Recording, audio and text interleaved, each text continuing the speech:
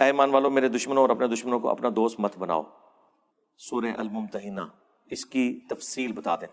تفصیل تو یہ ہے کہ یہ ابن ابی بلتہ کے بارے میں نازل ہوئی تھی. بخاری مسلم میں آتا ہے جس نے نبی علیہ السلام کی مخبری کر دی تھی مشرکین عرب کو اور ان سے یہ ڈیمانڈ کی تھی کہ اس کے بدلے میرے جو اہل و عیال میرا مال مکے میں ہے اس کو تم نقصان نہ پہنچاؤ کہ ان قریب رسول اللہ صلی اللہ علیہ وآلہ وسلم ارادہ رکھتے ہیں کہ مکے پہ چڑھائی کریں گے. اب تو رسول اللہ کے ساتھ یہ غداری تھی. صحابی بدری تھا لیکن نبی علیہ السلام کے ساتھ غداری کی اس نے.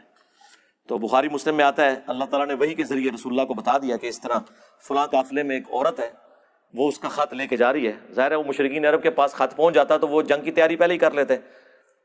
تو اس زمانے میں تو یہ بڑی انفارمیشن تھی, یہ لیک ہو جاتی. تو نبی علیہ السلام نے کچھ صحابہ کو بھیجا, حضرت علی کو بھی اس میں شامل تھے وہ اس پورے گروپ کے اندر. تو سیدنا علی نے اس عورت سے فرمایا کہ اپنا جو خط تمہارے پاس ہے یہ نکال دو.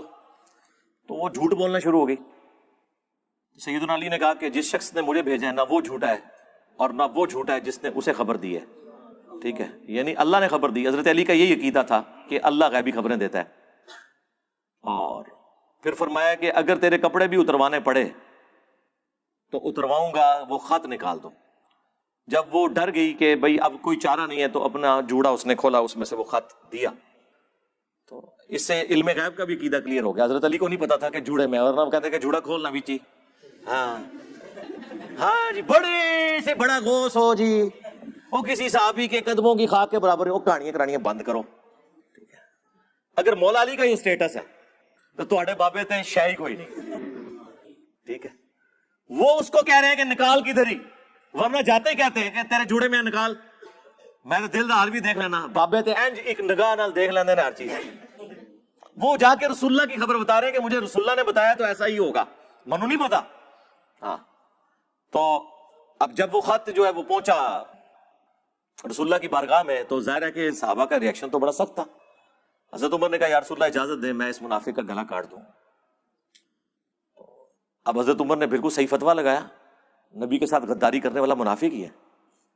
رسول اللہ نے فرمایا کہ چھوڑ دو عمر, بدری صاحب کی اللہ تعالیٰ نے اگلی پچھلی غلطیاں معاف کر دی ہیں.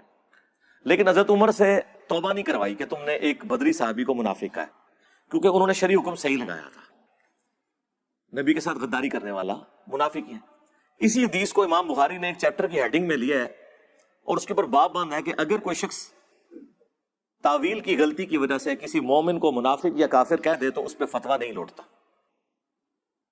جو بخاری مسلم میں حدیث ہے نا, اگر کسی نے کسی دوسرے کو کہا کافر تو اگر کہنے والا درست ہے پھر تو وہی کافر ہوا جسے وہ کہہ رہا ہے, ادروائز کفر اس پہ لوٹ آئے گا.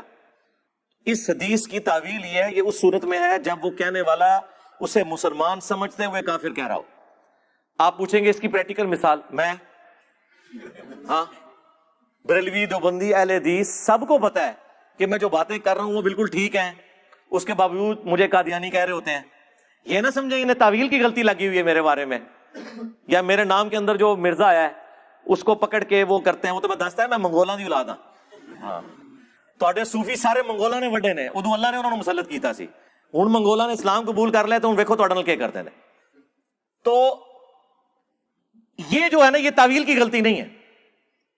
تعویل کی غلطی کیا ہے, جس طرح شیعہ کو لگی ہے کہ صحابہ کی تکفیر کرتے ہیں, وہ ان روایتوں کے اوپر رلائی کرتے ہیں جو ان تک پہنچی ہوئی ہیں, وہ کہتے ہیں یہ ٹھیک نہیں ہے. یہ تعویل کی غلطی ہے, یہ ایکسیپٹیبل ہے. اس لیے میں نے کہا تھا کہ اگر ہم حضرت ابوبکر صدیق کو کافر کہیں نا تو ہم کافر ہو جائیں, کیونکہ ہمیں تو وثوق سے پتا ہے کہ وہ مومن کامل تھے. لیکن ایک ایسا شخص جو تاریخی روایات جو جھوٹی گھڑی ہوئی آ گئی, جو اس کو لولا لنگڑا دین پہنچا, جس پہ اس کا اعتماد ہے, اس کی بنیاد کے اوپر ان کی تکفیر کرتا ہے, اس پہ کفر نہیں لوٹے گا. یہ بڑا کریٹیکل ایشو ہے. ٹھیک ہے, یہ شرعی مسائل ہے, اور یہ میں جو آپ کو باتیں بتا رہا ہوں نا یہ پبلکلی میں سامنے لے کے آؤں, ادروائز سارے فقہا یہ ساری چیزیں کتابوں میں لکھ کے آئے ہیں. یہ حدیث عمار جو پبلکلی اب باہر آئی ہے, مطلب میرے کہنے میں تو نہیں باہر آئی ہے, پہلے سے ہی موجود تھی. ٹھیک ہے, لیکن جس طرح رفع الیدین کی حدیثیں مصیبت بن جاتی ہیں حنفیوں کے لیے, حدیث عمار جو ہے وہ اہل حدیث کے لیے مصیبت بن گئی, حنفیوں کے لیے بھی بن گئی, ساروں کے لیے بن گئی. تو چیزیں موجود ہوتی ہیں تو پھر وہ اب حدیث کا تو کچھ نہیں کر سکتے, کبھی آئیں بائیں شائیں کریں گے, کبھی کچھ کہیں گے, کبھی کچھ کہیں گے. لیکن ظاہر ہے وہ جو اس طرح کے لوگ کہہ رہے ہیں ان کی تو ورث کوئی نہیں ہے نا. مطلب ایک بندہ اٹھ کے کہتا ہے جی میں حدیث کو نہیں مانتا, تو پھر اس کو یہ نہیں کہا جائے گا کہ حدیث عمار کو نہ مانو یا حدیث مار کو مان لو، اس سے پھر یہ بات کی جائے گی کہ تو منکرین حدیث ہے، تو پہلے تجھے حدیث کا حجت ہونا ثابت کریں گے، تمہیں بتائیں گے حدیث کی اہمیت کیا ہے، سنت کی اہمیت کیا ہے. پک اینڈ چوز نہیں ہوگا، پھر مقدمے پہ بات ہوگی. تو یہ ابن ابی بلتہ کے بارے میں تھا. تو پھر اللہ تعالیٰ نے انڈورس کیا کہ ابن ابی بلتہ نے یہ جو غداری کی تھی منافقت کی وجہ سے نہیں کی تھی، دنیا کی محبت میں کر دی تھی. اسی لیے میں کہتا ہوں کہ یہ جو مسلم کی حدیث ہے علی سے محبت نہیں رکھے گا مگر مومن، علی سے بغض نہیں رکھے گا مگر منافق، اس کی بنیاد پہ حضرت علی کے مخالفین پہ آپ منافقت اس لیے نہیں لوٹا سکتے کہ ہمیں ان کی دل کی کیفیت نہیں پتا کہ انہیں شیطان نے ورگلا دیا یا دنیا کی محبت میں ڈوب کے انہوں نے کیا، یہ جینوئنلی حضرت علی سے بغض کی وجہ سے کیا. اس کا فیصلہ تو وقت کا پیغمبر کر سکتا ہے. اب وقت کا پیغمبر وہاں موجود تھا، انہوں نے فیصلہ کر لیا. حضرت عمر نے تو فیصلہ جو کیا وہ ٹھیک کیا جب تک رسول اللہ وہاں موجود نہ تھے، لیکن اللہ کے نبی کو تو اللہ نے وحی کے ذریعے بتا دیا کہ دنیا سے مغلوب ہوا ہے. پھر اس کانٹیکسٹ میں سورہ ممتحنہ کی آیات نازل ہوئی کہ ایمان کا تقاضا یہ ہے کہ تمہارے اپنے قریبی رشتہ دار کوئی بھی ہو جائے، اللہ اور اس کے رسول سے آگے کوئی نہیں ہونا چاہیے، اور تمہاری دشمنی اور دوستی کا معیار اللہ کی ذات ہونی چاہیے. یہ اصل میں اس کا پورا ہے. اس کے اوپر تو ہر گھنٹوں بولا جا سکتا ہے. میری آپ ویڈیو دیکھ لیں، اللہ اور اس کے رسول سے محبت، اس کانٹیکسٹ میں اور حدیثیں میں نے بیان